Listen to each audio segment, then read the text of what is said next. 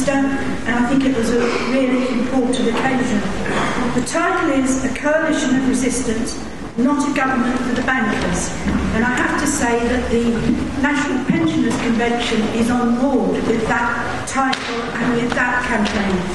And I think it's important that you are, most of you, or some of you, and maybe my generation, but a lot of you are not. Thank you very much for inviting me as a representative of my generation. The point is that it's easy to talk about unity, and it's obvious that we need unity, but we have to decide how and whether we are going to do it.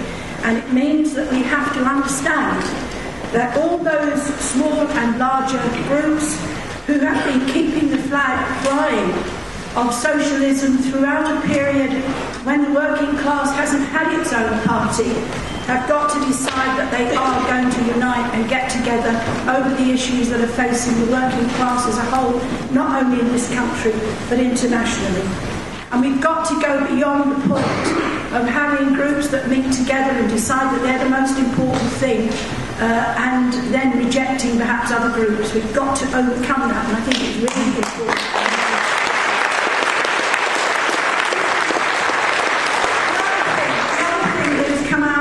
Conferences and in life in general is that in the absence of their party there's never a vacuum.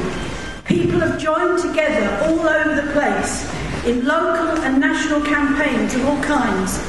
There's one at the back, autistic rights movement.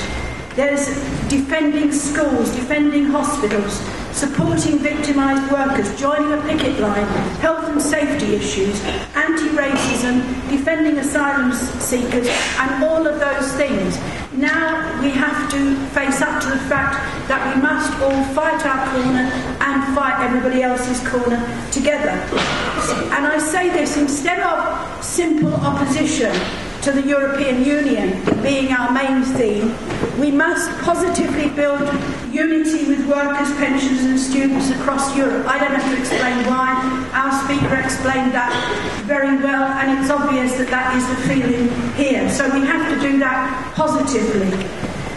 I want to explain about the National Pensioners Convention because I don't think a lot of people do understand what it is. It is a sort of social organisation.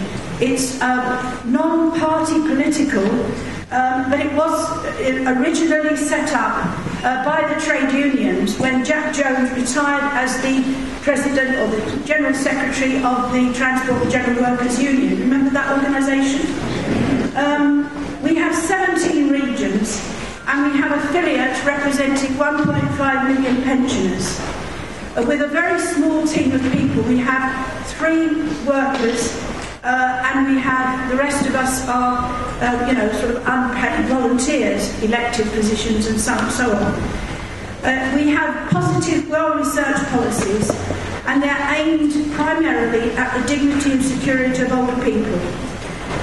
But we have, over the past years, more and more come out in solidarity with workers and students. On the 8th and 10th of June, we've got the Pensioners' Parliament. And the NPC has a very big asset, which I think you've all got to understand. Most of us were there in 1945 and 1948 when the welfare state came into being. In fact, one of the members of our committee in London, his 2 grandmothers were in the match girl strike in the 1800s.